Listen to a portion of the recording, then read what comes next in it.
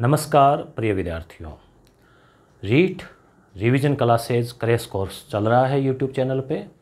और हमने जो रीट के लिए नहीं बल्कि रीट के बाद आगे जो मुख्य परीक्षा होगी शिक्षक वाली, उसके लिए भी, सेकेंड ग्रेड और फर्स्ट ग्रेड के लिए भी ये वीडियो सीरीज़ उपयोगी रहेगी।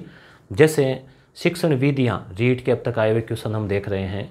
एक सीरीज़ हम पूरी कर चुके हैं एनसीईआरटी से तैयार 350 क्वेश्चन, जिसमें इतिहास, भूगोल, राजनीति, अर्थशास्त्र सभी वो भी हम कंप्लीट कर चुके हैं। 11 क्लासेज उसकी और लगभग 7-8 क्लासेज शिक्षण विधियों की होगी। और अब हम जो शुरू कर रहे हैं नई सीरीज, उसमें है रीट RTET 2011, उसके बाद में फिर 12, फिर 15, 17, 21, मतलब जो 5 रीट के एग्ज़ाम हो चुके हैं, जिनमें RBSE बोर्ड के जो विद्वान शिक्षकों ने जो क्वेश्चन तैयार किए हैं, रीट में जो पूछे गए हैं, उन सवालों को हम व्याख्या सहित कुछ व्याख्या करेंगे, उसकी हम देखेंगे। प्रत्येक वीडियो में हम 30 क्वेश्चन देखेंगे और 5 पेपर के 5 × 60, यानी एक पेपर में 60 सवाल आते हैं। आपको पता है सामाजिक के 60 सवाल आते हैं। तो 2011 में, 12 में, 15 में, और वो भी टॉपिक वाइज कि सिंधु घाटी सभ्यता के क्या सवाल पूछे गए हैं, वैदिक काल के क्या पूछे गए हैं, गुप्त काल के क्या पूछे गए हैं, टॉपिक वाइज। तो कुल 300 जो सवाल है वो हम 10 वीडियो में पूरा करने का प्रयास करेंगे। शुरू करते हैं सिंधु घाटी सभ्यता। अब ये आपके देखो रीट के लिए तो उपयोगी है ही, उसके अलावा आगे मुख्य परीक्षा जो है शिक्षक भर्ती, सेकंड ग्रेड है, फर्स्ट ग्रेड है, जहाँ कहीं भी इतिहास पूछा जाता है, अन्य कोई एग्ज़ाम है, सभी में उपयोगी है। तो देख लीजिए, शुरू करते हैं। किस हड़प्पाकालीन इमारत को सर जॉन मार्शल ने विश्व का एक अद्भुत निर्माण कहा है? ठीक है, तो आप कमेंट करने का भी प्रयास करें, टाइप ABCD अगर आता हो आपको, तो किसको कहा है? तो देखिए यहाँ उत्तर हो जाएगा वृहत स्नानागार। स्नानागार का मतलब नए विद्यार्थी उनको पता नहीं, बता दें कि ईंटों का बना हुआ एक स्नानागार मिला है। कहाँ मिला है? मोहनजोदड़ो में। उसमें क्या है कि ऐसा लगता है कि वहाँ कोई सिंगल आदमी तो नहाता नहीं होगा, वहाँ कम से कम हो सकता है कि वो कोई पब्लिक हो, पब्लिक पैलेस हो, कोई स्विमिंग पूल हो, कुछ भी हो सकता है। वो चारों तरफ सीढ़ियाँ है, गहरा है काफ़ी। ठीक है, तो कहाँ? मोहनजोदड़ो में। मोहनजोदड़ो की मैं एक ट्रिक भी बता चुका हूँ कि यहाँ क्या क्या चीज़ें मिली है। मोहन के नाम से आप याद रख सकते हो कि मोहन सवेरे जल्दी उठ के योगा करता है, तो योगी की मूर्ति। कॉलेज जाता है तो कॉलेज के अवशेष, स्नान करता है, स्नान करके योगा करता है, शिव जी की पूजा करता है, नृत्य देखता आते वक्त तो नर्तकी की मूर्ति, वो मैं कई बार जिक्र कर चुका हूँ मैं इसका। जॉन मार्शल से भी आप याद रखें, जैसे बोलेरो गाड़ी होती है वैसे मार्शल भी एक गाड़ी आती है। तो आप याद रखना, मार्शल गाड़ी लेके गए और वहाँ पहुँचे तो हड़प्पा, मोहनजोदड़ो, वहाँ की खुदाई के ये डायरेक्टर थे। तो इन्होंने कहा कि ये जो स्नानागार है ना, ये अद्भुत निर्माण है। तो सबसे बड़ी बिल्डिंग आपसे पूछ लें, सबसे बड़ी बिल्डिंग, तो स्नानागार नहीं है, तो अनागार है। और आपसे पूछे कि वृहत स्नानागार यानी बड़ा स्नानागार, तो मोहनजोदड़ो। अब अन्नागार का मतलब जहाँ अन्न रखा जाता हो, अन्न का स्टॉक किया जाता हो। तो जैसे वो इमारतें, जैसे कमरे आजकल नहीं होते हैं क्या, जैसे घरों में कोई कमरा होता है जिसमें अन्न रखते हैं, कोठ्यार वगैरह को ऐसे, तो अन्न के भी ऐसे बने हुए कमरे मिले हैं। तो अन्नागार मोहनजोदड़ो में भी मिला है, हड़प्पा में भी मिला है। अब आपसे पूछ लें कि बड़ा अन्नागार, वृहत अन्नागार कहाँ मिला है, बड़ा अन्नागार, तो फिर आपको यहाँ हड़प्पा करना है। स्नानागार पूछे तो मोहनजोदड़ो करना है। ठीक है, बड़ी इमारत, सबसे बड़ी इमारत स्नानागार की अन्नागार, तो अन्नागार करना है। यानी अन्नागार तो बड़े ही होंगे ना, स्नानागार अन्नागार जितना बड़ा थोड़ी होगा। मगर ये स्पेशल इसलिए हो गया कि मतलब एक स्विमिंग पूल की तरह आप ये मान के चलो। तो इस टाइप की एक ये जो डिज़ाइन थी वो थी। हड़प्पा संस्कृति, सिंधु घाटी सभ्यता कह दो, हड़प्पा कह दो। क्या अभिलेख मतलब उन लोगों की जो लिखी हुई लिपि वगैरह कुछ मिली है ना, तो वो कहाँ मिली है? जैसे मान लो कुछ लिखा हुआ है इस पे, इस प्रकार से, अब समझ में तो नहीं आएगा, उनकी भी समझ में नहीं आई। ठीक है, तो ये भी नहीं आनी चाहिए। तो ये कहाँ? तो ये मिला है मुहरों पर। मुहर जानते हो ना, मुहर होती है ना, जैसे ठप्पा लगाते हैं, साइन करते हैं। अब आप मान लीजिए बन जाएंगे फर्स्ट ग्रेड व्याख्याता, या तो आपकी भी मुहर चलेगी। ठीक है, आपके भी साइन होंगे। तो स्टाम्प लगाते हैं ना ऐसे, तो वो मुहर, तो मुहर पे क्या होता था, उनके जैसे लेख जो है वो लिखा रहता था। अधिकांश मुहरों पे लेख मिले। मुहर किस चीज़ की बनी होती थी, तो ये भी ध्यान रखना, शैल खड़ी मिट्टी जो है उससे तैयार होती थी, पक्की होती थी। क्या काम आती होगी? जैसे सामान वगैरह पैकिंग करते हैं तो सील करते हैं, सील करके चपड़ी लगा के वो मोड़ लगाते हैं ना, तो उस हिसाब से वो ठप्पा लगाते थे ताकि उसमें कोई छेड़खानी नहीं हो और एक मानक भी हो। निम्न में से किस सैंधव स्थल से अग्निकुंड के साक्ष्य मिले हैं? अग्निकुंड का मतलब क्या हुआ? ऐसा नहीं कि वो बारिश के पानी का कुंड है, कोई अग्नि का कुंड। अग्निकुंड का मतलब हो गया अग्नि वेदिका, जैसे वो हवन वगैरह करते हैं ना ऐसे, तो वो फेरे वगैरह में आपने देखा होगा ओम स्वाहा, तो इस प्रकार से एक मतलब चूल्हे का सा अवशेष मिला है। अग्नि वेदिका का चूल्हा अलग हो जाता है, वेदिका अलग हो जाती है, तो उसमें अनाज के दाने वगैरह और पके हुए कोई अवशेष आदि मिले हैं। मतलब इसका मतलब क्या हुआ कि भाई ये लोग यज्ञ वगैरह करते होंगे, ऐसा अनुमान है। तो ये कहाँ? तो ये कालीबंगा, ये उत्तर इसमें माना गया। हालांकि अग्निकुंड लोथल में भी मिला, ध्यान रखना। दो उत्तर यहाँ पे इसके बन रहे हैं, तो कालीबंगा और लोथल। एक युगल समाधि, युगल समाधि, युग्म मतलब जैसे कपल, तो युगल समाधि है वो भी यहाँ मिली है। वक्राकार वो क्या अलंकृत ईंटें यहाँ मिली है कालीबंगा में। जुता हुआ खेत दोहरा यहाँ मिला है। 7 बार उजड़ी वो वगैरह। भारतीय इतिहास में 20वीं शताब्दी का तीसरा दशक महत्वपूर्ण रहा। अब आपको ये पता होना चाहिए 20वीं शताब्दी क्या है। 20 का मतलब लास्ट के हिसाब से 1900 से 2000, शताब्दी मतलब 100 साल, तो 2 शून्य साथ में, तो 19वीं और 20वीं। तो जहाँ ख़त्म होता है ना, जैसे 1901, 1902, 1903, तो उसको हम 20वीं सदी कहेंगे। और अभी 2022 चल रहा है, तो ये ख़त्म होगी 2100 पे, तो हम अभी 21वीं सदी चल रही है। तो एक तो ये ध्यान रखना आप। तो 20वीं शताब्दी का तीसरा दशक, तो तीसरा दशक, पहला दशक 1901 से 10, दूसरा दशक 1911 से 1920 और तीसरा दशक 1921 से 1930। तो कहने का मतलब इस समय क्या हुआ था? कर्नल टॉड के एनल्स? नहीं, एनल्स तो आपको याद है ना, 1829 है इसका प्रकाशन हुआ था, annuls and antiquities of Rajasthan. Kautilya लिखित अर्थशास्त्र की प्रतिलिपि मिली। अब इसका सन याद नहीं, तो ध्यान रखना कौटिल्य ने अर्थशास्त्र लिखी थी। अशोक के शिलालेख को पढ़ा गया? नहीं, अशोक के शिलालेख को जेम्स प्रिंसेप ने पढ़ा था। और कब पढ़ा था? 1837। ठीक है। तो सिंधु सभ्यता की खोज हुई, तो ये सही है ना। और टॉपिक भी सिंधु घाटी चल रहा है। तो देखिए सिंधु घाटी से 5 सवाल पूछे गए अब तक 5 रीट के एग्जाम में। 2021 वाला बाद में जोड़ा गया। 2021 वाले को हमने यानी संजय पाल सर ने जो है वो टॉपिक वाइज नहीं किया, क्योंकि वो आपने अभी दिया था लेटेस्ट ही। तो बाकी जो 4 पेपर है उनको टॉपिक वाइज कर रखा है। तो 4 पेपरों में 5 सवाल सिंधु घाटी के पूछे गए हैं। तो सिंधु घाटी में सबसे पहले खोज हुई थी हड़प्पा की, और उसके बाद में हुई थी मोहनजोदड़ो की। तो हड़प्पा है 1921, 21 रुपये का प्रसाद चढ़ाया, जोर से कहा हड़प्पा। ठीक है। 1922 में मोहनजोदड़ो की खोज हुई। निम्न में से कौन सी सभ्यता हड़प्पा सभ्यता की समकालीन थी? अब हालांकि अब हड़प्पा पे अपन चर्चा करें तो फिर 1 घंटा हड़प्पा पे कर सकते हैं, थोड़ा शॉर्ट ही हम रखेंगे।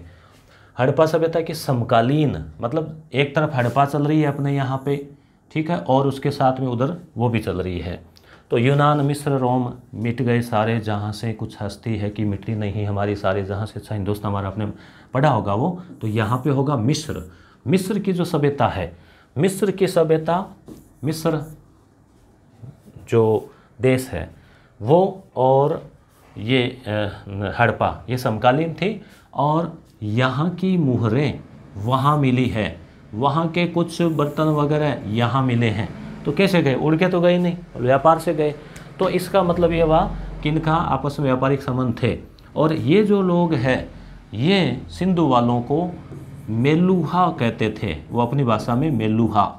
जैसे मान लो हम यूरोप वालों को कहते हैं ना कि अंग्रेज, तो वैसे इनके हिसाब से इनके लिए जो शब्द था वो मेलुहा शब्द जो है वो काम में लिया जाता था।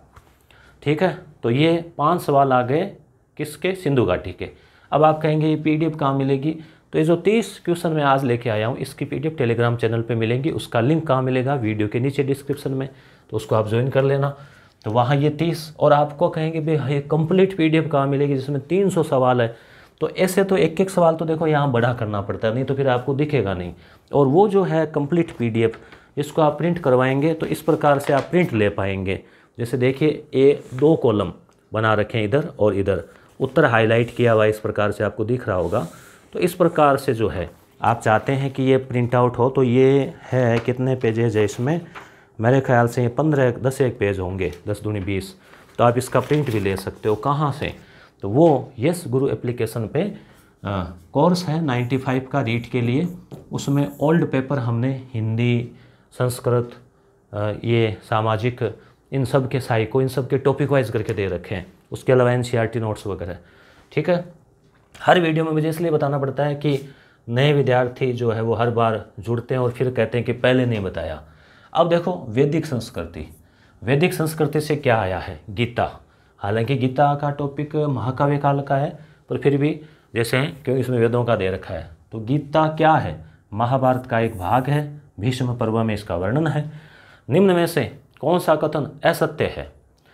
वैदिक युगीन समाज में संस्कारों का ह्रास हो गया था। संस्कार कितने? 16 संस्कार। इसकी भी ट्रिक मैंने बना रखी है, एक शॉर्ट वीडियो भी लगा रखा है। गप, सजा, नानी, अचूक, विद्या उपन गई। मतलब जैसे दूध वगैरह गर्म करते हैं तो उफन जाता है ना, तो ऐसी ट्रिक है, विद्या उपन गई, उफन गई। वेदों के बर्तन से, वेदों के बर्तन से विवाह से अंत्येष्टि तक। अब देखिए 16 संस्कार अभी फटाफट करवाते हैं।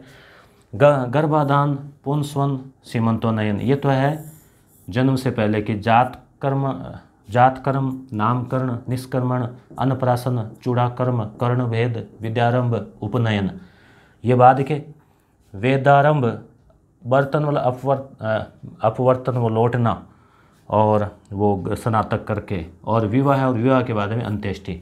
तो जो 16 संस्कार है ना वो तो वैदिक युग में तो चल रहे थे, हरास थोड़ी हुआ था, तो इसलिए ये सही नहीं है। बाकी सही है, वसुदेव कुटुंबकम की धारणा वैदिक संस्कृति की है। रामायण महाभारत की अपेक्षा लघु है। महाभारत में तो 1 लाख श्लोक है, बहुत बड़ी है। कई बार कोई बात शुरू करते हैं कहते हैं कि ये क्या महाभारत छेड़ दी, बंद करो इसको।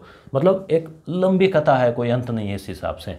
भारतीय समाज में बड़े बुजुर्गों को परिवार का मुखिया माना जाता है, तो ये तो एक कथन है ही सीधा सा, इसमें कोई दोहराई है नहीं। रावी नदी का प्राचीन नाम जो है वो क्या था? अब देखो नदियों के प्राचीन नाम वैदिक काल का पूछा जाता है, तो रावी का क्या था बताओ? तो रावी का था पृष्णी। इसी प्रकार से व्यास नदी का था विपाशा। ठीक है, ये विपाशा ऐसे होगा। उसके अलावा जैसे चिनाब का अस्किनी, सतलुज का सतदुरु, है ना, काबुल का कुंभा, सरस्वती दृश्य का ये उसके पास ही थी गग्गर के ये सरस्वती दृश्यवती। उत्तर वैदिक काल में आर्य संस्कृति का केंद्रीय स्थल क्या था? देखो वैदिक काल के 2 भाग है, पहले वाला वैदिक और बाद का। बाद का मतलब उत्तर वैदिक, पोस्ट, उत्तर का मतलब दिशा नहीं है यहाँ, बाद में जो आए। उत्तर वैदिक काल में आर्य संस्कृति का केंद्रीय स्थल तो सप्त सिंधु, गंगा, यमुना। बताओ क्या उत्तर होगा? तो देखो भारत का नक्शा बना के आपको थोड़ा सा समझा देते हैं कि किस प्रकार से जो है ना वो आर्यों का रहा। ठीक है, शॉर्ट में ले लेते हैं इसको। तो जैसे हम बात करते हैं थोड़ी सी इसमें कि अब देखिए शुरुआत में जो आर्य है, अब कई कहते हैं कि मध्य एशिया से आए, कई कहते हैं कि इधर से आए, कहाँ से भी आए, उनका शुरुआती स्थल जो है वो ये था, पंजाब वाला सप्त सिंधु, मतलब सिंधु नदी और उसके आसपास की 7 नदियाँ, सतलुज, व्यास, रावी, चिनाब, झेलम, ये 5 पंजाब, और उसके अलावा ये एक सरस्वती रो नदियाँ। फिर ये धीरे धीरे आगे बढ़े और इस ओर बढ़े। तो ये जो गंगा नदी है, यमुना नदी है, इनका जो दोआब है, मतलब ये वाला, फिर बिहार वाला ये इलाका, फिर इधर ये बढ़ गए आगे धीरे धीरे, इस साइड बढ़े ये। तो हम कहेंगे कि उत्तर वैदिक काल में आर्य आगे बढ़े और गंगा यमुना के दोआब में जो है वो ये अपना उनका केंद्रीय स्थल हो गया, उनका केंद्रीय स्थल आगे तक चले गए थे, ये इधर भी थे, तो ये मेन स्थान आ गया उनका। अब है मौर्य काल। मौर्य काल से क्या प्रश्न आए हैं? तो मौर्य काल से भी आपको 6 प्रश्न मिलेंगे। अभी तक 4 एग्जाम में 6 क्वेश्चन पूछे गए हैं। भारतीय इतिहास में पहली बार, देखो हम 300 क्वेश्चन हम देखने वाले हैं इस वीडियो श्रृंखला में, 10 वीडियो में। ठीक है, आधे घंटा के वीडियो होंगे, धैर्य से देखें, फ़ायदा मिलेगा। भारतीय इतिहास में पहली बार लोगों के जन्म और मृत्यु का पंजीयन यानी जनगणना कब शुरू हो गई थी? तो ये शुरू हो गई थी मौर्य काल में। अर्थशास्त्र जो है ना कौटिल्य की, चाणक्य की, उसमें भी जनगणना का उल्लेख है, अलग से विभाग था उनका जनगणना का। तो आप सोचिए कि भारत में कोई जनगणना आज की नहीं है वैसे। और आधुनिक रूप से हम बात करें ना तो फिर 1872 और फिर 1881 से व्यवस्थित शुरू हो गई। और अब 2021 का तो पता ही नहीं सरकार क्यों नहीं करवा रही, 22 चल रहा है। हो सकता है आजकल तो डाटा इतने अपडेट हो गए हैं कि सरकार जब चाहे जनगणना के डाटा दे सकती है। सम्राट अशोक के किस वृहद शिलालेख, शिलालेख मतलब कोई शिला है, चट्टान है और बड़ी है, तो उस पर लिखा हुआ लेख है। तो वृहद, बड़ी, शिला यानी पत्थर, चट्टान पर लिखा हुआ लेख में पड़ोसी देशों का वर्णन है। तो पड़ोसी देशों का वर्णन किस में है? तो ये है, उत्तर हो जाएगा इसका 13वां जो है ना शिलालेख, वो 13वां। ठीक है, तो देखिए 13वां शिलालेख में अशोक का हृदय परिवर्तन भी हुआ था। हृदय परिवर्तन किस प्रकार से कि भाई अब वो युद्ध नहीं करेगा, युद्ध में तो नुकसान होता है, मार काट होती है, हिंसा होती है, तो हृदय परिवर्तन हो गया कि बस बंद, खलास। और फिर पड़ोसी राज्य, पड़ोसी देश, मतलब पड़ोसी देश कौन से? पाकिस्तान नहीं, वो तो साथ में थे उस समय, अफगानिस्तान। पड़ोसी देश चेर, चोल, पांडे, छोटे छोटे राज्य थे वो दक्षिण भारत के। तो जैसे चेर, चोल, पांडे, ठीक है, तो इनका जो है वर्णन इसमें आया है। इसकी ट्रिक याद रख सकते हो कि पड़ोसियों को देखकर हृदय परिवर्तन हो जाता है। और वैसे भी अपने सामान्यतः कोई मृत्यु होती है और होती है तो 12 दिन उसकी शोक मनाते, फिर 13वें दिन हृदय परिवर्तन हो जाता है कि भाई चलो जो हुआ सो हुआ, अब उठो काम लगो। तो ये ट्रिक आप याद रख सकते हैं 13वें में 2 चीज़ें। रामपुरा का वृषभ शीर्ष वाला अशोक स्तंभ, अशोक के स्तंभ है इस प्रकार के बनाए हुए हैं पत्थर के। एकास्म, एकास्म का मतलब एक ही पत्थर को ऐसे खड़ा किया गया है, उसको चिकना किया गया है, उस पर लेख लिखा गया है, तो ये हुआ अशोक का स्तंभ।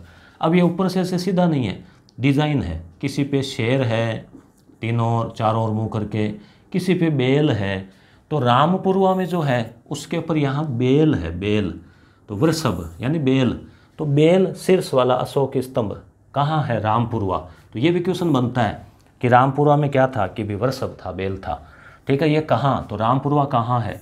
तो ये वहाँ से ही आपको याद आ गया, थोड़ी भाषा बबुआर है ना, तो ये हो गया बिहार। ठीक है, इंडिका का लेखक कौन है? तो इंडिका जो है ये पुस्तक हालांकि मूल रूप से नहीं मिली है, इसका वर्णन ही किया है दूसरे विद्वानों ने, तो ये हो जाएगा मेगस्थनीज। चंद्रगुप्त मौर्य ने जब पराजित किया था सेल्यूकस को, तो ये साथ में आया था राजदूत के रूप में, यूनानी राजदूत था। अब देखो प्रश्न देखिए, यहाँ इंडिका का पूछा, मेगस्थनीज, अगला सवाल मेगस्थनीज का ही है, रीट में पूछा गया है ये। तो क्वेश्चन क्या है, आसपास से भी कई बार घूमते हैं, कई बार एग्जामिनर एक टॉपिक के 2-3 क्वेश्चन भी डाल देता है एक एग्जाम में, अब उनकी मर्जी है भाई। तो मेगस्थनीज किसका राजदूत था? तो मेगस्थनीज सेल्यूकस का राजदूत था, यूनानी शासक था। 305 ईस्वी पूर्व में इसको पराजित किया था चंद्रगुप्त मौर्य ने। तो फिर ये आया था भारत और इसने भारत की प्रशंसा की है। और भारत में जैसे सामान्य होता है तो 4 वर्ण माने जाते हैं ना, ब्राह्मण, क्षत्रिय, वैश्य, शूद्र। इसने कितने बताए हैं कमेंट करके बताओ। मेगस्थनीज ने भारतीय समाज में कितने जो वर्ग है वो बताए हैं। भारत का राष्ट्रीय चिन्ह लिया गया है। अब राष्ट्रीय चिन्ह आपको पता ही है, अशोक स्तंभ है जिसमें 3 जो है वो शेर है, 3 तो सामने दिखाई देते हैं, 4 है, मतलब चारों तरफ जो है ना पीठ किए हुए, तो वो जो है हाथी घोड़ार, ठीक है, तो शेर का वो थोड़ा खतरनाक बनाते हैं ऐसे, ठीक है, लगना चाहिए थोड़ा सा ऐसे। तो ये जो शीर्ष जो है स्तंभ है, उस स्तंभ का ये शीर्ष है, तो कौन सा स्तंभ है ये, किस स्तंभ की बात हो रही है, वो आपने कमेंट किया। कितने बताए हैं? 7। मेगस्थनीज ने भारतीय समाज में 7 जो है ना दार्शनिक, मजदूर, इस प्रकार से 7 उसने वर्ग बताए हैं, भाग बताए हैं, 4 की बजाय। तो राष्ट्रीय चिन्ह कहाँ से लिया गया है? तो ये जो स्तंभ था यूपी में, ठीक है, उसका सारांश हमने ले लिया। तो सारनाथ, ट्रिक याद रखना, ट्रिक के हिसाब से बोल रहा हूँ मैं, ठीक है, याद रखने के लिए। अब है गुप्त काल। तो मौर्य काल के हो गए। अब गुप्त काल का क्या क्या पूछा गया देखो। भारतीय इतिहास में स्वर्ण युग या स्वर्ण युग, ठीक है, कौन सा रहा है? स्वर्ण युग, स्वर्ण युग, तो आप इसका उत्तर बताइए देखें, या क्लासिक एज, ठीक है, तो कौन सा रहा है? तो ये रहा है गुप्त काल। गुप्त काल का जो काल था वो स्वर्ण काल कहलाता है, हालांकि सारे विद्वान सहमत नहीं है इससे। स्वर्ण काल का मतलब ये हो गया, देखो पेन भी स्वर्ण गोल्डन ही ले लिया, स्वर्ण का मतलब ये हो गया कि जैसे उस समय विज्ञान, कला, संस्कृति आदि में उन्नति हुई और आर्थिक स्थिति भी अच्छी थी, लोग खुश थे और चहुमुखी उन्नति हुई। तो इस हिसाब से गुप्त काल में सुदूर पश्चिम में प्रसिद्ध व्यापारिक केंद्र कौन सा था? अब सुदूर पश्चिम, तो भारत का नक्शा बना लेते हैं पुनः, ठीक है, ताकि आपके समझ में आ जाए। और अब देखिए ये पश्चिम है, ये पूर्व है, देखो पप्पू याद रखना, पप्पू, और ये उत्तर हमेशा ऊपर होता है, दक्षिण। तो सुदूर पश्चिम मतलब इस एरिया में। तो गुजरात में यहाँ पर एक बंदरगाह था जिसे कहते हैं पैठन या पाटन भी कहते हैं। ताम्रलिप्ति कहा जाए, कई बार पूछा जाता है, यहाँ पूर्व की ओर था, वो था ताम्रलिप्ति, ये पूर्व में था, यहाँ पे जो है वो पैठन, वो यहाँ पे था, ठीक है। कर्मचारी वेतन भोगी है, होता ही है, कर्मचारी को तो तनख्वाह मिलती है, 1 तारीख को उसका इंतजार रहता है, आज 1 तारीख है, थोड़ी खुशी है ना चेहरे पे लग रही ना आपको। जबकि किसान राजा की भूमि जोतते हैं। अब आजकल तो देखो किसानों की अपनी भूमि होती है, पहले किसानों की अपने जो 1955 में अधिनियम बना कृषक वाला, उससे पहले तो किसान की भूमि कहाँ थी, तो राजा की भूमि जोतते हैं। तो ये किसने कहा? चीनी यात्री आया है और उसका ये कथन किस राजा के संदर्भ में है, बताओ। अब ये आपको बताना पड़ेगा, बताओ देखें क्या उत्तर होगा इसका। तो चूंकि गुप्त काल चल रहा है तो आप अनुमान तो वैसे लगा लिया होगा कि इन दोनों में से हैं। चंद्रगुप्त फर्स्ट, सेकंड, तो ये जो चंद्रगुप्त द्वितीय, विक्रमादित्य, इनकी उपाधि थी विक्रमादित्य। तो चंद्रगुप्त द्वितीय, विक्रमादित्य जो है, इनके समय एक चीनी यात्री आया था जिसका नाम था फाहयान। ट्रिक आपको बता देता हूँ मैं, आप दोबारा भूलोगे नहीं, कि यान किस पर भेजा है भारत ने? चंद्रमा पर। चंद्रयान भेजा है कि नहीं भेजा? तो ये लो बस ट्रिक बन गई। फाहयान चंद्रगुप्त के समय कितने भेज दिए? 2 के प्लान कर लिए, तो 2, ठीक है। तो इस हिसाब से आप बस तो 2 का मतलब चंद्रगुप्त द्वितीय, विक्रमादित्य के समय यान, मतलब फाहयान आया चंद्रमा पे जाने के लिए। तो ये ट्रिक है। तो फाहयान ने कहा है कि भाई कर्मचारी वेतन लेते हैं, किसान खेती करते हैं, बस। अब ये देखो प्रश्न बन गया इसका, इतनी सी बात का। लोग घरों में ताला नहीं लगाते थे, ये बढ़िया बात है। देखो मतलब बूढ़ी से बूढ़ी महिला अपने सिर पे गहनों से भरा हुआ आभूषण को लेके चली जाती थी, घरों में ताले नहीं लगाते थे, चोरी होती नहीं थी। और आजकल आपको पता है लोग जाते हैं तो सड़क पे सुरक्षित नहीं है, चेन खींच के ले जाते हैं लोग। तो ये क्यों होता था? क्योंकि कानून कठोर था, उसको पता था कि अंजाम क्या होगा, इसलिए चोरी होती नहीं थी। तो ये फाहयान ने कहा है, तो किस शासक के? अब ये देखो यान किसके समय आया था? चंद्रगुप्त द्वितीय के समय। तो कुछ सोचने की ज़रूरत ही नहीं है, तो उत्तर हो जाएगा चंद्रगुप्त द्वितीय, विक्रमादित्य। ये ध्यान रखना भाई, चंद्रगुप्त फर्स्ट, चंद्रगुप्त सेकंड, केवल चंद्रगुप्त, तो वो मौर्य भी हो सकता है, चंद्रगुप्त मौर्य, तो ये थोड़ा आपको ध्यान रखना है। कौन? चंद्रगुप्त द्वितीय। अब देखो यहाँ चंद्रगुप्त द्वितीय का प्रश्न आ गया, चंद्रगुप्त द्वितीय का आ गया, चौथा प्रश्न, 5वां प्रश्न और तीसरा प्रश्न। अब देखिए रीट में 4 एग्जाम में 3 प्रश्न चंद्रगुप्त द्वितीय, विक्रमादित्य के आ गए। तो यहाँ कुछ पता चलता है कि कुछ पॉइंट टॉपिक इंपॉर्टेंट होते हैं जिन पर थोड़ा गौर करना जरूरी होता है हर एग्जाम में। तो द्वितीय सभा में एक नवरत्न नहीं था, नवरत्न, ठंडा ठंडा कूल कूल, तो कौन नहीं था बताओ? तो सीधी सी बात है कि भाई चंद्रगुप्त द्वितीय के समय जो विदेशी आया उसने तो राजा का नाम तक नहीं लिया, उसको कोई मतलब ही नहीं था, बस उसने कहा शासन शानदार है, गजब है, गजब है। तो मतलब यानी कि इसने राजा का नाम नहीं लिया मगर व्यवस्था की तारीफ की है। और हर्षवर्धन के समय जो आया, कौन? हवेन सांग, वो जो है ना, वो बड़ा राजनीतिक तरह से बड़ा इंटरेस्टेड था बौद्ध धर्म के लिए। फिर हर्ष के दरबार में गया, उसका खास बन गया, सभा में बैठ गया, पूरा राजनीतिक रूप से जो है ना रंग में रंग गया। तो फाहयान इसका उत्तर हो जाएगा। बाकी वर रुचि, वराह मिहिर, धनवंतरी, ये सब जो है ना, कालिदास, ये सब इसके नवरत्न थे। किसी को याद आ रहे हो सारे के सारे तो आप कर देना कमेंट। अब है भारत 600 से 1000 ईस्वी, ये टॉपिक दे रखा है आपकी रीट में। वहाँ से क्या क्या सवाल आए? तो इसमें मुख्यतः चोल काल, पल्लव, दक्षिण भारत का जो है ना वो, और कुछ राजपूत काल, तो जैसे राजस्थान के राजपूत राजा, उनका कुछ क्वेश्चन पूछा जा सकता है। तो किस चोल शासक ने पल्लवों को हराकर कांची पर अधिकार कर लिया? तो देखो चोल शासक ने पल्लवों पल्लवों को हराया। ठीक है, कैचिंग पावर ना। तो देखो चोल और पल्लव, तो आपको याद रखना है कि पहले थे पल्लव, पहले पल्लव, बाद में इनको हरा के कौन आए? चोल। अब ये भी प्रश्न बनता है, ध्यान रखना। ट्रिक भी याद रख सकते हो, पंच, पल्लवों को हराकर चोल आए।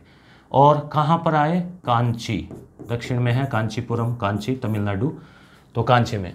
तो अधिकार कर लिया। तो कौन था ये चोल राजा? कौन था जिसने पल्लवों को हरा दिया?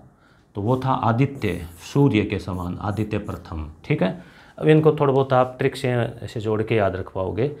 दक्षिणी भारत के किस राजवंश ने राज्य को राष्ट्रकूटम और ग्राम, राष्ट्र बड़ा राष्ट्र, फिर उसका हिस्सा कोटम, फिर उसके में ग्राम होता ना, ऐसे जिला तहसील वैसे, तो इसमें बांटा।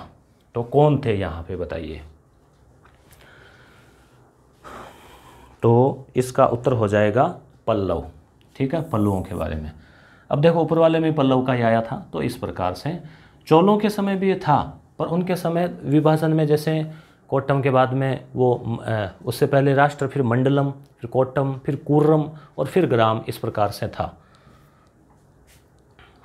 किस राजवंश के समय कन्हेरी विश्वविद्यालय, कन्हेरी विश्वविद्यालय जो है वो प्रसिद्ध हुआ? तो कन्हेरी विश्वविद्यालय जो है किसके समय हुआ? तो उत्तर हो जाएगा यहाँ पे राष्ट्रकूट। राष्ट्रकूट वंश का संस्थापक था दंतीदुर्ग, राजधानी थी इनकी मान्यखेत महाराष्ट्र में, और इनका जो त्रिपक्षीय संघर्ष हुआ था उसमें भी इनका नाम आता है, पाल, प्रतिहार और राष्ट्रकूट उनके बीच में। और जैसे राष्ट्रकूट में ध्रुव वगैरह के शासक हुए थे। कृष्ण प्रथम के समय एलोरा का कैलाश मंदिर बना था, याद रखना। श्रवणबेलगोला कर्नाटक में है, कर्नाटक याद है ना आपको, कॉफ़ी वगैरह वहीं प्रसिद्ध है। में बाहुबली फिल्म आई है। बाकी बाहुबली एक बहुत बड़ी ऊंची मूर्ति है जैन तीर्थंकर की, जैन भिक्षु की, क्योंकि महान प्रतिमा का निर्माण किस काल में हुआ? तो इसमें आज भी मेला लगता है, कहते हैं कि 25 लाख लोग इकट्ठे होते हैं। तो ये गंग हो जाएगा, गंग। ट्रिक याद रखनी है तो आप, जैसे गैंग बाहुबली होते हैं ना, तो उनके पास गैंग होती है, तो बाहुबली होते हैं, तो इसे ट्रिक जोड़ के, अन्यथा मत लेना, ट्रिक जोड़ के समझने के लिए है ये। ठीक है, महाबलीपुरम, अब वहाँ बाहुबली था, अगले में महाबली। देखो प्रश्न भी किस हिसाब से। ठीक है, तो अगले में बाहुबली, द्वितीय भी कुछ हो सकते हैं क्या? तो महाबलीपुरम के प्रसिद्ध मंदिर किस शासक के शासन के अंतर्गत बने?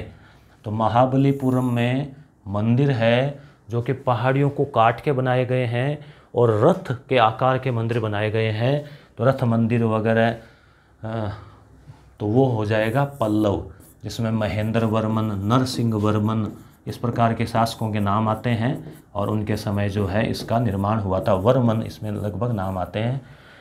बाहरी विश्व से भारत का सांस्कृतिक संबंध, पैगन वंश का आनंद मंदिर। देखो पैगन वंश है ये राजा का, जैसे गुप्त वगैरह ना वैसे, और मंदिर का नाम है आनंद मंदिर, बौद्ध धर्म से संबंधित।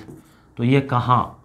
तो ये था म्यांमार। ठीक है, तराइन का युद्ध 1191, देखो तराइन का मैदान हरियाणा में है। ठीक है, पानीपत भी हरियाणा में है। यहाँ तराइन में 2 युद्ध हुए, एक लगातार 91 और 92, 91 और 92। तो किसने जीता? ठीक है, जीता किसने? तो जीता पहले वाला तो पृथ्वीराज चौहान ने जीता, और दूसरा जो है वो मोहम्मद गोरी ने जीता, 92 वाला। हिंद यूनानी शासकों के बारे में एक तराइन का तीसरा युद्ध भी अगर किसी को पता तो बताओ। ठीक है, 1700 कमेंट करो देखें। हिंद यूनानी शासकों के बारे में जानकारी का मुख्य स्रोत क्या है? हिंद यूनानी, यूनान देश है ना, जिसको ग्रीस भी बोलते हैं। कई बार आप पढ़ते हैं ना कि ग्रीक भाषा की इससे उत्पत्ति हुई है इस शब्द की, वो तो वो ग्रीक दार्शनिक सुकरात वगैरह, वही यूनान पहले बड़ी सभ्यता थी, आजकल एक छोटा सा देश है। तो हिंद यूनान, तो यूनानी शासक आए और हिंदुस्तान में बस गए, तो उनको हिंद यूनानी कहा गया। जैसे मिनांडर आप नाम सुनते हैं, मिलिंदपन हो, आपने किताब का नाम सुना होगा, तो मिनांडर या मिलिंद। तो इन शासकों के बारे में जानकारी का मुख्य स्रोत क्या है? कोई किताबें हैं या क्या है? तो इनकी जानकारी का मुख्य स्रोत है सिक्के, क्योंकि इनके सिक्कों में नीचे नाम, राजा का नाम, तस्वीर, कोई 1-2 लाइन लेख वो लिखी हुई है, तो उससे पता चल जाता है कि भी अच्छा उस राजा का है, उसने कहा है। वो 1761 होगा, मैंने पूछा था ना आपसे, आगे है कंबुज स्थित अंकोर वाट का विष्णु मंदिर किसने बनाया।